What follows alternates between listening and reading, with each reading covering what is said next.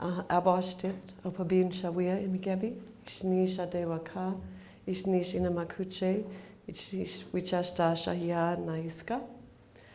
And I would also like to acknowledge, now that's Nakota, I'm not a Cree speaker, but I would like to acknowledge Kakisawe, Tatamuat, Pimatsu, and Noel Starblanket for the honor that he gave us in the beginning of this gathering. So it was very kind and generous of Noel to offer after when I went to him and asked him, can you tell me how to say life speaker or that title in your language? And as is always the case in my experience with the generosity of the Indigenous people of a territory that have by far been the people that have suffered the biggest injustices of all of us in the room, he was so kind as to worry about me and said, it's really long.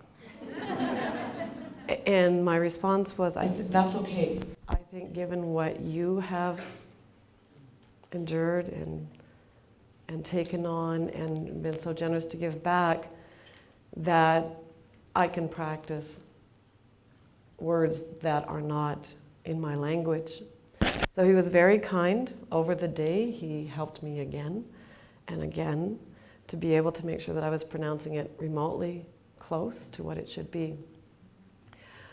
But there was also some research, potentially. I loved the question about what is legitimate research, because that means even I could be included in something like that. Because for me, the interest was the story behind, because I don't know anything, but I believe that there's more to the story than life speaker. And my experience is that there's so much more in that understanding than what we can shrink it down to in English so that we can say it quickly and move on to what we're doing next. And I appreciated his explanation to me to help me remember that Kakisewe was the name of the chief, but the voice, but the powerful voice. And I think the danger in us using English words in the work that we do is, as soon as we use an English word, even though we'll still all debate what that English word really means, as soon as we use an English word to describe what it is that we're doing, we take away from the story, and we automatically have 7 different, or if there are 7 people in the room, or 150 different interpretations of what that word means, but it comes with a preconceived notion of what that word is. So I appreciated him talking about that and taking the time to understand, because even the word Pimatsuin, which was the only Cree word in that term that I was familiar with, it takes such a long time to really embody what does that mean, that way we live together, in my limited understanding of that, how we live, the way that we live, the way that we are with one another. And I wanted to bring that up partially because I wanted to be able to honor the people of this territory, or give them something to laugh about when they hear me try to pronounce it, because I think either way at least I serve a purpose. But I think it's important, to me language is important, the way we use that, and that we try to honor people, but also to take a look at, do we all speak the same language? Because I will tell you, it's taken me a couple of days to practice that. But I'm the only speaker here that doesn't speak your language, I think. The language that I've heard over the last few days is not the language that I speak. And yet, I think that if we open ourselves to what it is that we're hearing, whether it's in Cree, whether it's in Nakota, whether it's in your language, the language of your people, in your culture, because it's my observation that you are a culture, that we begin to understand the sense of what that is. So even if I don't understand every word that you say, when I go into the sweat lodge, I don't understand every word that's said, but I understand what's being said. So I just want us to think a little bit about the whole indigenizing, because there's an English word that we use. And it sounds to me, and again, let's remember I don't speak the language, it sounds to me like a new process or something that we're doing to something to make it different. So given the fact that we are on the territory of the, in our language, what we say, the Shahia, or the Cree people, Iska, the Nakota people, the people of Treaty 4, is it possible that we are doing something, is it possible that we can do something new or foreign or different?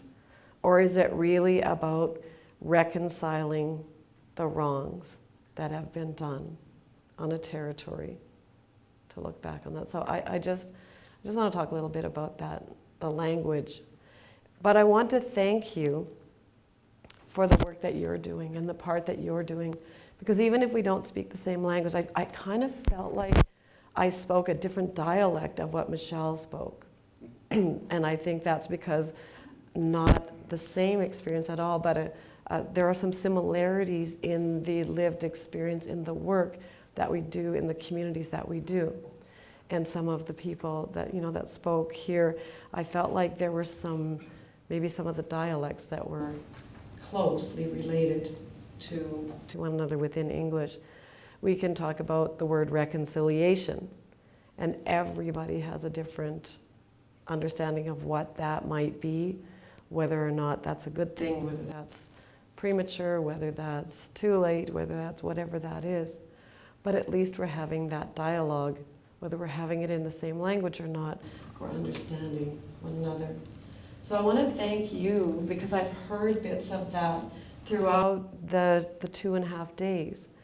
And it gives a great deal of hope to know that people throughout your community, throughout your world, throughout your culture are seeing how important that is and making that important. Because all of us that inhabit any territory within what some people like to call Turtle Island in English, we're in someone's home. And so it's important to respect the people whose home we're visiting or we're staying in or we're living in. And part of that is the writing that you're doing. You know, I thank you for that. I had one of the delegates of the conference come up really early on, and I'm really humbled to be here with all of you, I have to say. And one of the delegates came up and said, I'm really looking forward to your talk, and I was trying to find the stuff that you've written. And I said, well, you know what, it's okay, stop looking. Because you might as well enjoy visiting the people around you. And then I started to think about that, but I know I spend a lot of time writing. But unless you're someone that frequents the public records of the court, the justice system, you won't read anything I've written. Because most of the writing that I do is writing Gladue pre-sentence reports for Aboriginal people who are awaiting sentencing. But that's education, in my view, because I loved and appreciated what Dr. Linda said about what's most important at home is that we want to make sure that our research is making a difference in our communities and that it's useful. And for me, the way I can contribute my small part in that is to be able to do writing that will make a difference in my community, which is educating the uneducated, which are the judges, lawyers, child welfare workers, in our case, the Prime Minister. Those people who are uneducated, to help somehow create a narrative that can get past the BS, this is my position, shell.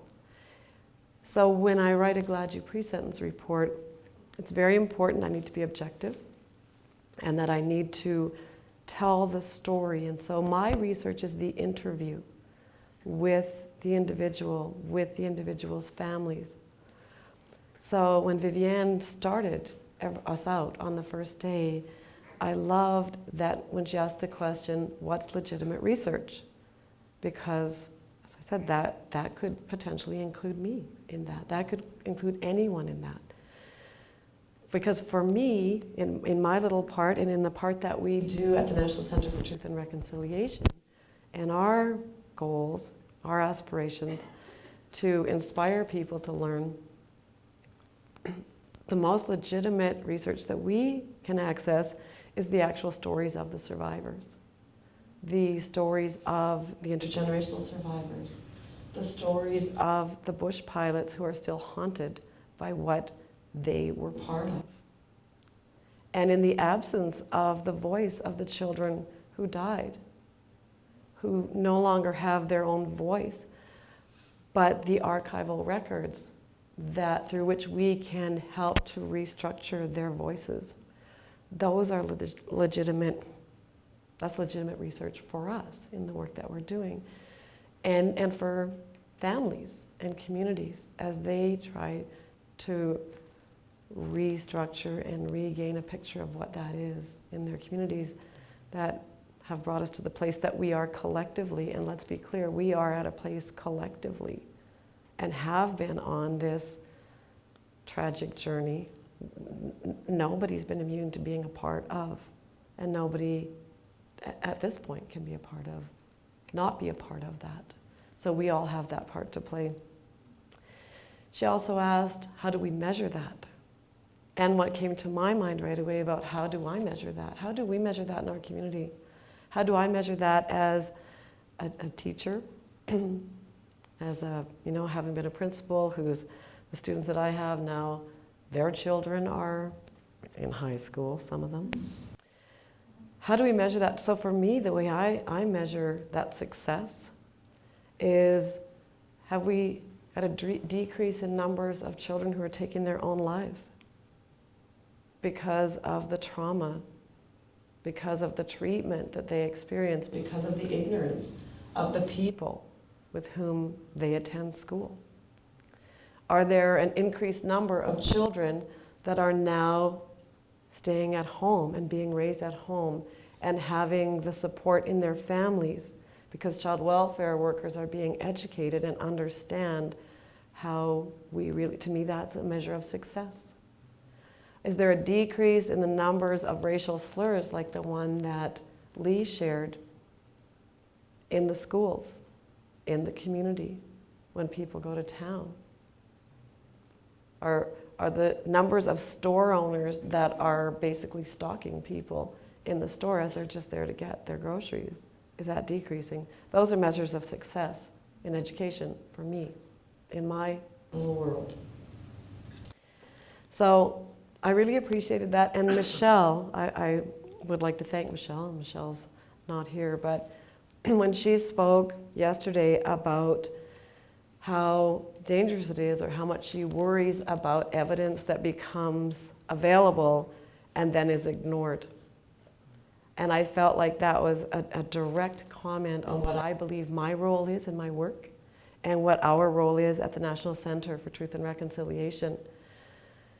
I don't know if there's space on the shelf beside RCAP for 6 volumes of the TRC report to gather dust. RCAP was such an important report, and what's happened. So I really appreciated that, because for me, I've said from the time of the release of the, and if I can convince you to change one thing in the language, it's instead of calling it the recommendations of the TRC, only because I got to be a little tiny part of that discussion ahead of time, it's the calls to action. And we talked about recommendation. To me, recommendation, remember, I don't speak the language, but to me, recommendation is red or white. I think red goes with, I don't even know what it goes with, pork or chicken or something, I don't know. That's a recommendation. Take it or leave it.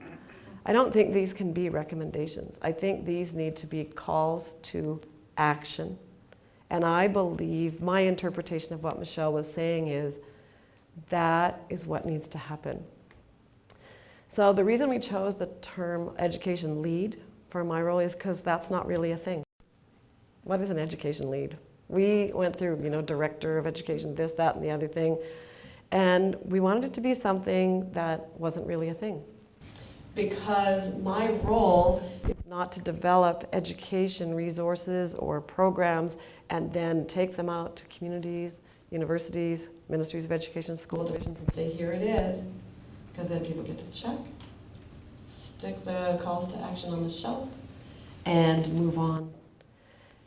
Our goal is to engage, and education is very broad for us. We're working with the First Nation Health Authority in BC at looking at how can we develop an education process for physicians who go out to First Nation communities and then decide these people just aren't interested in their health.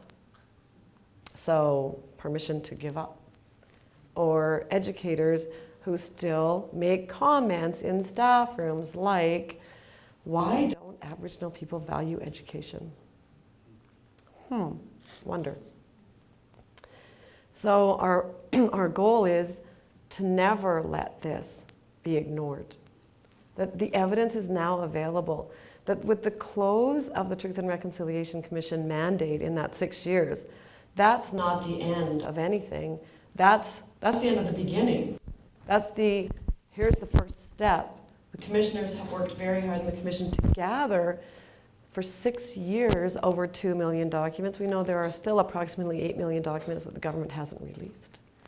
To gather the stories of the survivors, to pull all of that together. But as Justice Sinclair stated when he released his portion of the report on June 2nd, we have brought you to a mountain. We've described for you a mountain and we've shown you the path. But we leave it to you to do the climbing, and we ask you to do the climbing. So I think as educators, not only is it our goal within education, within the National Center, but across the country, that we want to start doing that climbing, or that digging really, into all of this with our students, but also to very importantly pass that message to our students. It's not, I didn't hear Michelle say, we can't let this be ignored for at least 5 years, or at least 10 years, or at least one generation.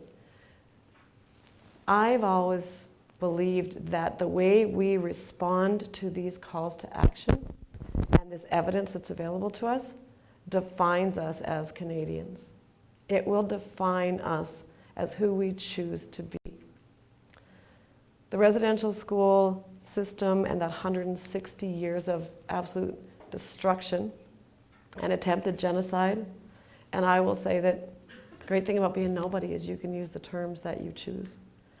And I choose to use the term genocide because it wasn't just culture that died. It was thousands and thousands of children. The fact that it was an unsuccessful genocide is not our problem.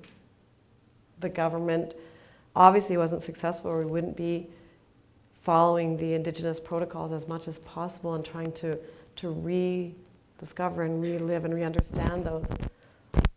But that 160 years of attempted genocide, followed by 6 years for 3 people and a small staff to do everything humanly possible to gather as much evidence as possible, we at least owe it to the survivors and their families to make sure that the youngest child that we teach, the 5-year-old, that your students potentially will then have influence to teach their teachers, that they know that I believe our goal is, and our responsibility is, that this is ignored never again. So this, what we refer to as the dark chapter, I'm going to say it's the dark,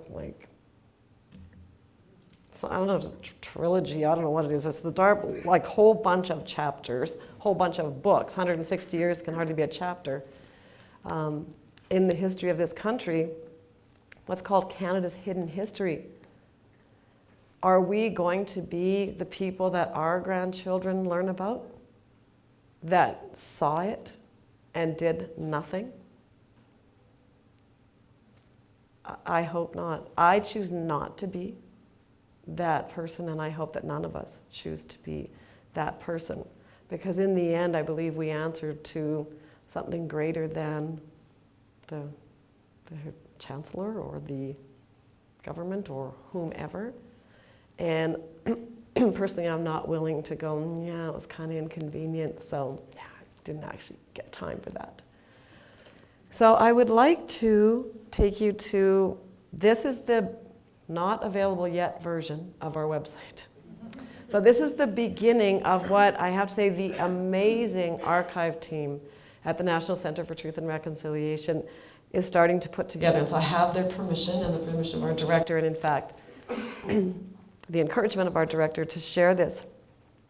So this is kind of the beginnings of what this will look like. So you can imagine the accessioning of these 2 million documents and all of these testimonies and everything else that comes with it is going into websites. So to start with, at the very most basic level, if I'm someone who knows nothing about residential schools and I need to know more and I want to know more, I can go and click on a residential school that's close to me, close to where I'm teaching, close to where I'm living. So what is happening is that all the images that are available through the work of the Truth and Reconciliation Commission will be then available on the site under that particular school. Right now what we have is the quarterly reports.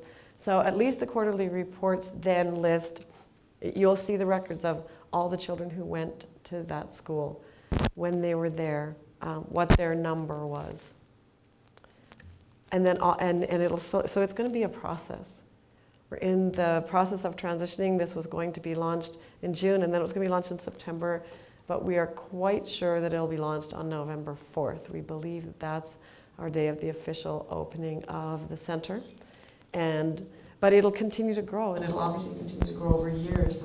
One of the things that I'm really excited about that the center has made the commitment to is that although in the common experience payment there was a deadline, and if you're a survivor who wasn't ready to engage in that process by that deadline, you're out of luck. Gee, does that sound like anything that this government would do? Then it was the independent assessment process.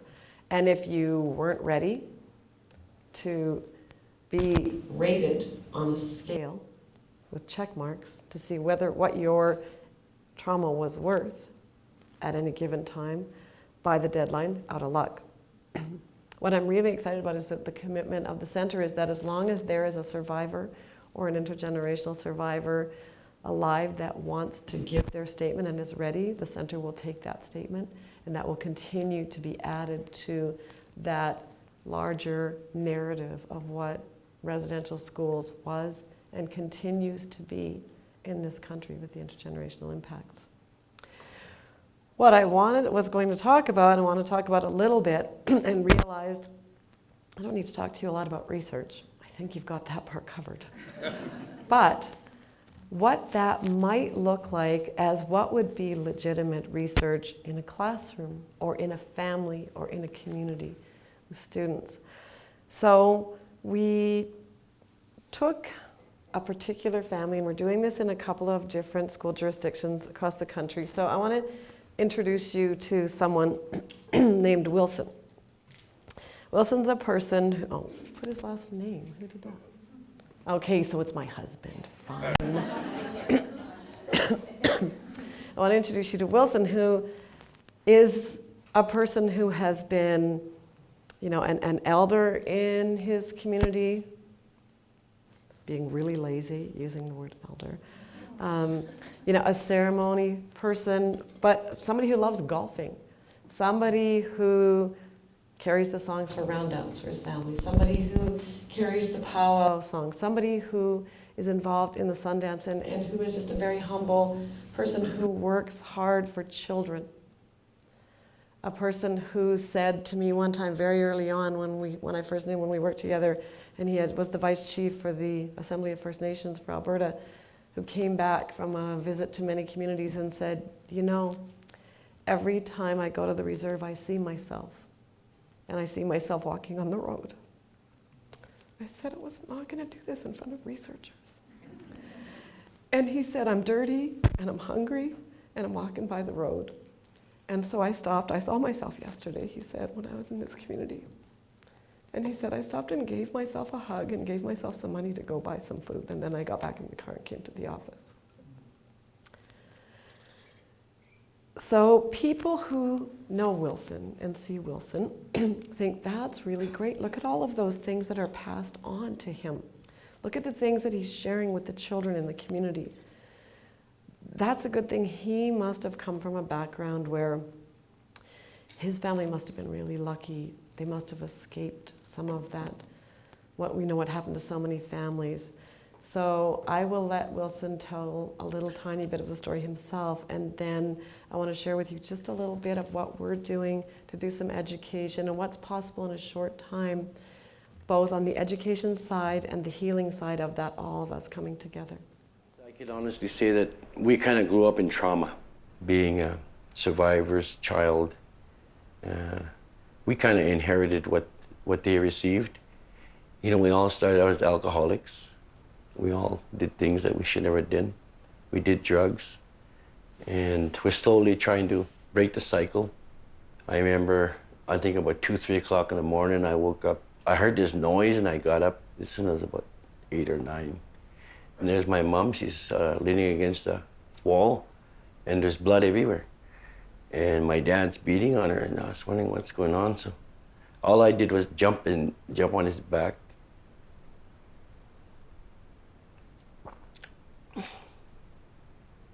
Yeah. Well, that night, my mom went to hospital, and she got back the next day.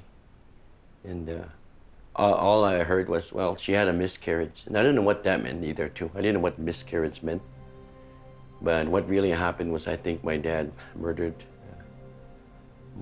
my brother or sister.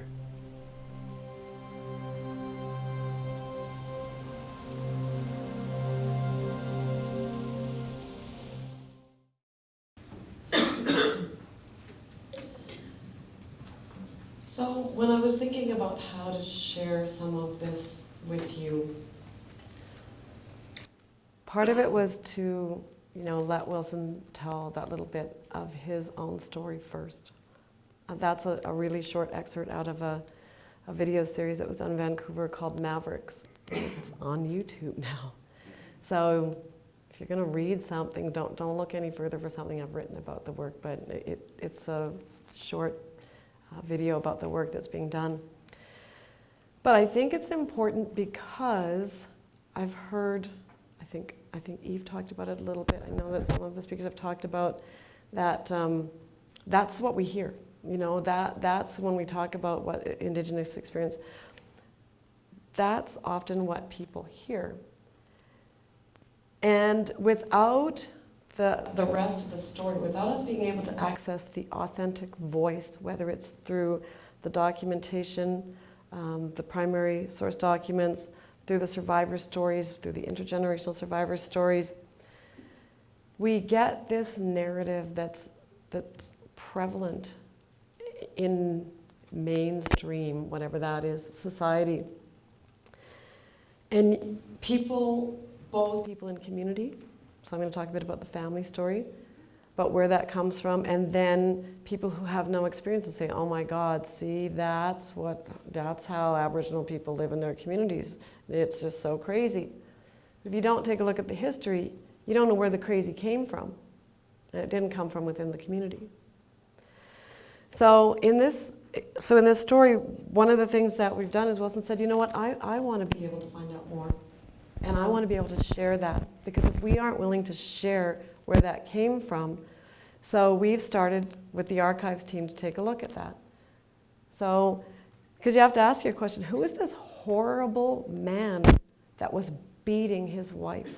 Who is this animal? Who is this terrible person? Well, even if we take a look back, and let's remember he's also the person who passed on those songs for that ceremony. He's also the person who, when he wasn't in pain, because there was nothing there to help support what he went through. So here he is. You could call him Stephen Bearhead, or you could call him number 196, because he was number 196 in Edmonton Residential School. So we take a little quick look, we look down there and we go, oh, I see, his father was Samuel Bearhead and his mother was dead. Well, we know in the family story that his mother died when he was 4. And that Samuel Bearhead actually isn't his father, but his stepfather. And in the family narrative, he was what a mean, horrible bastard who signed his stepson into residential school at the age of 7 just to get rid of him because the child was really on his own from the time that he was 4. And there was no one to love him or care for him or look after him. Because that's all the family knows until now. Until we then go, and you really can't, so if you look at the third name down, in 1916, I think, because it's way too small for me to see up there. So yeah, he was discharged. So Samuel Bearhead was in residential school. He was discharged in 1916, and he was discharged in June. And then, if we go to the next, by October of that year, after spending until he was 16 in residential school, he was already enlisted in the Army. So we take a look at that and go, maybe we could look at this as we reconstruct this and think, maybe this is a person who went to residential school. So you take post-traumatic stress, and then was in the war, and so you add some more post-traumatic stress on top of that. And then he goes home and marries a woman who has a child, and has a child with that woman because Stephen has a brother that's 2 years younger, and then his wife dies. And so, we might want to, as a family, rethink, and that doesn't mean it's okay, but to rethink what his reality was and what that story is. And so our goal is to look at what we're trying to do and trying to encourage educators to do is not talk about the percentages and that 100,000 or 150,000 or 300,000 or the 3,000 children who died, which is just not even, as soon as you get hard numbers, again, it gives you that opportunity to kind of dismiss that. So we take a look at that and we think about that tragedy, and then we look at, okay, here's just actually the census, and if you can see it, you find Samuel Bearhead, oh, look at that. There was no father when the census was taken, but there was him and his mother and his 2 sisters. So there's that to take a look at what was he looking after at a very young age, at the age of 16. And then we continue. So those are kind of the expected things, I think, that we would look for. But I just wanted to share this with you because there's those little things. So it's about educating, and I feel like this is an opportunity where we can educate, non-Aboriginal people, or non-Aboriginal people can educate themselves as researchers through this, but also that there's some healing at the same time as education. So there's the healing within families, within communities. There's some closure, but there's also that healing of that relationship that brings us together.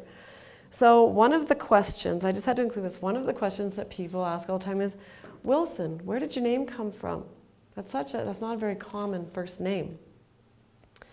We don't know another Wilson, and he doesn't know. He's 57, and he doesn't know where his name came from. Last week, as we're looking through the documents, like, oh, look at that.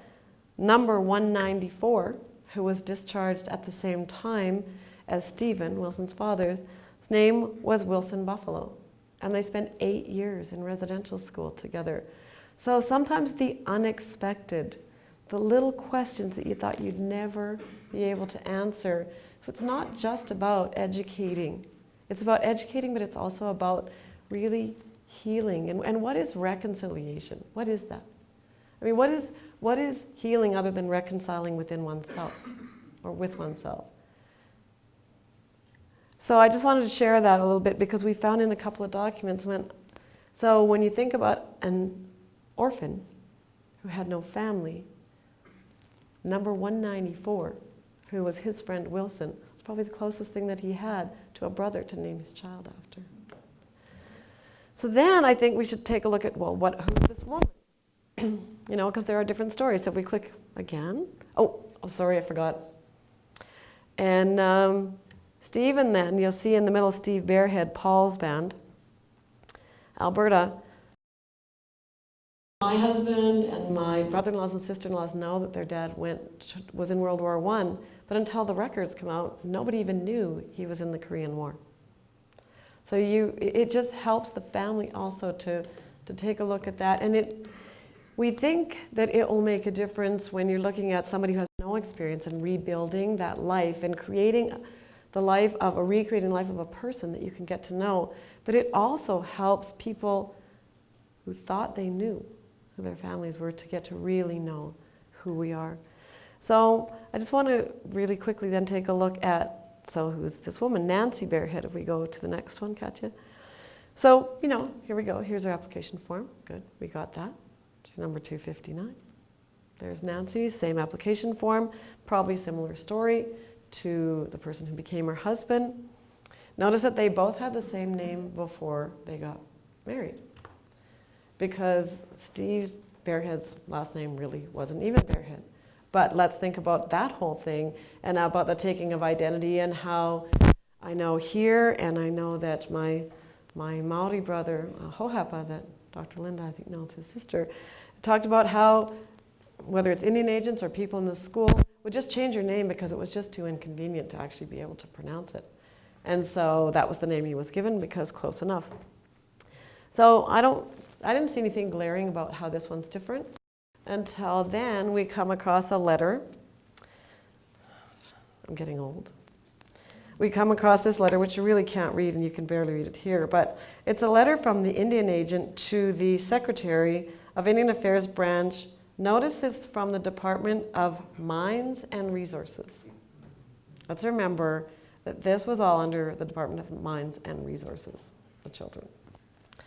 So we shouldn't be shocked. We're shocked every day, but there's always something. So he says, please find the application for admission of Edmonton Indian Residential School made on behalf of Nancy Bearhead, number 88. Because of course, how confusing, you have your number as a treaty Indian, and then you have your number in residential school. So I beg to report, that the father, John Bearhead, refuses to sign this application. So if we go back, I didn't notice that first, but there's no signature on this application, and there was a signature on the other one. He states that the Reverend Mr. Wordsworth, principal of the school, agreed that he would keep the child for only 3 months, and if the child liked being away from home, then if she didn't, then he, Bearhead, would not sign the application until after the end of the 3 months. I have no knowledge of such agreement, and I do not approve of it. So, our archivist was very excited because she said, here's some visual proof for us that a parent was resisting. Remembering that you would be incarcerated potentially, remembering that you could be fined, there was a parent resisting. And so that was on November 12th of 1942. On November 20th, 8 short days later, and we don't have this one up here, I don't think, back to the Indian agent saying, from the Chief of Training Division, I'm in receipt of the applications and certificate of health and the admission of Nancy Bearhead and Lottie Rain to the Edmonton Residential School. You may inform the principal that their admissions are approved. So never mind the 3 months, it's only his child. And we know that, so I think the exciting thing is that there was some documentation already of the resistance. We think about, well, why would he be resisting? Well, then we go through the records, go a couple more, and you'll see at the bottom that John Bearhead himself, the father, was in Red Deer Industrial School in 1906. So may have some concern about why, and all we can do is project that, but it's more than we had before we had the source documents.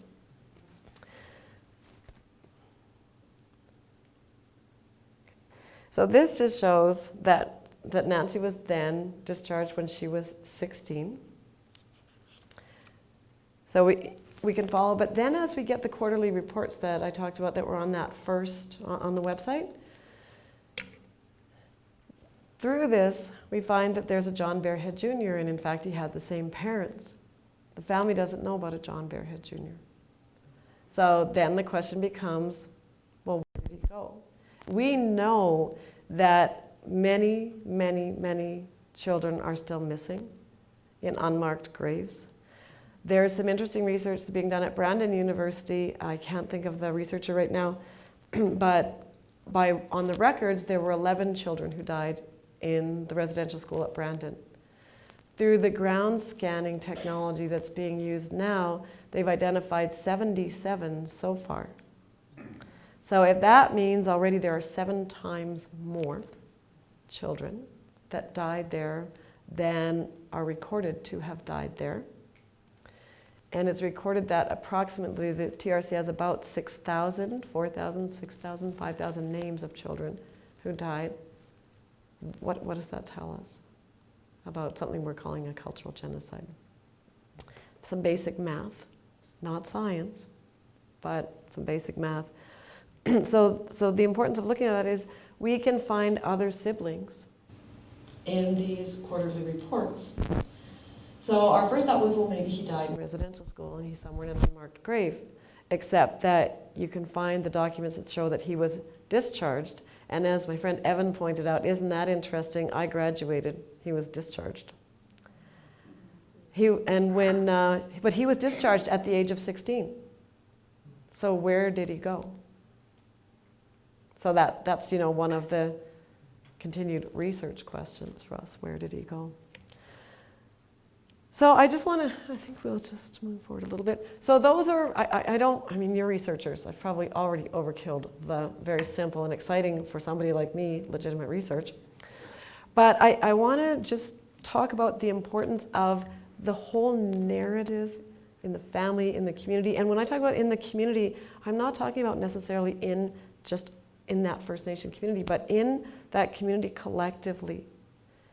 That what is our history? What brought us to the place that we are now? And mostly, we can't even say with our relationships between Aboriginal and non-Aboriginal people, because it's mostly our lack of relationships between Aboriginal and non-Aboriginal people that come out of ignorance and fear. So I just wanted to bring this up because it was just kind of a fun, kind of cool piece of the puzzle. So you see in here, now Stony Plain, if you know anything about just outside of Edmonton, so Paul First Nation, or what they call Paul's Band, and Stony Plain is about a 20-minute drive. But this is in, around 1917. That's a long ways to go from the reserve to enter the, note, Indian pony race. But isn't that interesting that there was an Indian pony race as one of the separate categories in the town fair at that time? So it kind of gives us a little bit of a picture into that bigger community as well. The only other piece that I wanted to share with you a little bit, because my only hope is that you will want to dig into these archives and access what the center has to offer and include that work in the work that you're doing with your students. But when we talk about settler allies, or whatever other English word you want to use that makes you feel okay with the fact that we're all on the same path, doing our different parts of what it is that we need to do to reconcile, whatever that means, our relationships. There was a really interesting letter that came, and I don't know if okay, we'll just put this one up because it's kind of where we're going. And I actually didn't expect you to read it, by the way. So there was a letter that we came across, and that was in October 30th of 1944. And it's about a complaint from an Indian. And it's a complaint, and it was really interesting. It says, a complaint from, it's supposed to be Alexi Simon, and it says Alki Simon. I'm wondering if that was some sort of stereotypical slip. But the writer references, and who's the Indian agent, who references this complaint that he's been asked to look at. So part of it, he says, he's approached this Alexi Simon, number 114, from Paul's Band. He says, I asked him if he had any specific charges to make against the doctor from this complaint, but he said he had nothing definite, only generalities. He said, however, that some of the other Indians had complaints to make. And I told him that I would be out to the reserve headquarters in October to take those complaints. So he then goes on, I'm not going to read you the whole thing, but then goes on to say, I got there were no Indians there when I got there, so I went out to visit the families, and in every case, he says, in every case, they claim that the doctor did not give the Indians enough attention and that they were not at all satisfied with the way he was examining the sick, and mentioned several cases where they had been neglected or where the patients had died. But these were all old cases, and they weren't really recent. And I found that in every case, the Indians were not satisfied with the service that they were getting. They seemed to think that if an Indian had a toothache, it was up to the doctor to come out the 45 miles in his car to remedy that. And I explained to them that it would be a whole lot easier for the Indian to go to Edmonton. You know, the one that had to sign out with the Indian agent and didn't have a vehicle and wasn't allowed to leave. Yeah. So I thought that was a bit interesting. And then I didn't at all like their attitudes. And it seemed to me that they are being stirred up by someone from the outside. Everything seemed to be wrong with the way their affairs had been administered. And I think they really have been allowed to get far out of hand, and have been allowed to do pretty much whatever they please, with the result that they have done practically no work and have made up in their minds that the government is responsible for them. So he then goes to say at the end that I think myself that if the doctor were to make periodic visits, maybe once a month, that there would be no more kicks. So that really just sort of spurred us on to go, where's this letter? This letter of complaint, and that's what we have up here. And so he does state that that Alexei Simon said that he didn't write the letter. Well, you just kind of have to start reading it to go, yeah, probably he didn't write the letter. So it just goes on to say, would you please inform me at what age our children, so this is from Alexei Simon to the Indian agent, our children must start school. Is it compulsory to let our children be taken away from us to boarding schools? And then he goes on to ask, could they not have a school on the reserve in very clearly European educated English? And then says at the end, surely we are entitled to our rights. Then it goes on to say, I volunteered for service in the Army and have a discharge badge. It goes on to say, I have no right to expect fair treatment. I have no right to express my opinions. And I am to be orderly and treated in a very disrespectful manner. Then he goes on to talk about the doctor. I'm not going to do the whole thing. But I think it's really, really interesting that he then goes on to tell that really what happens in his own language is that when the doctor comes out, he slows down, stops, looks out the window, says to people, there's nothing wrong with you, you're fine, and then goes back to town. So they have such an attitude about that. Then goes on to say, I'm sorry that we're such a nuisance. I regret having any complaint to make, but many of us feel that these subjects could be dealt with in a much better way. Yours for a better understanding and fair treatment, Alexei Simon. So I'm going to say that's kind of some beginnings to all they're asking for is reconciliation, as far as reconciling, in my understanding, making right or balancing the work that needs to be done. So not only do we have the opportunity now, because the evidence is available. We have an opportunity that we haven't had even in the last 6 years as it's being gathered. And so I invite you and I ask you to access that evidence that's available. And as Michelle Fine urged us, not to let that be ignored, not for 5 years, not for a generation, but that not ever will we be referred to and studied as the people who chose to go back into the dark history and just write the next chapter. Shnish Pinamat.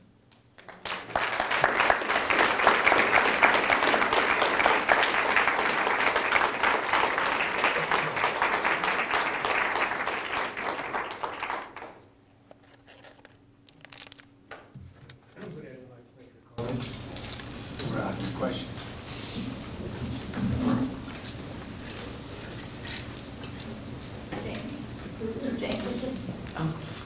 James.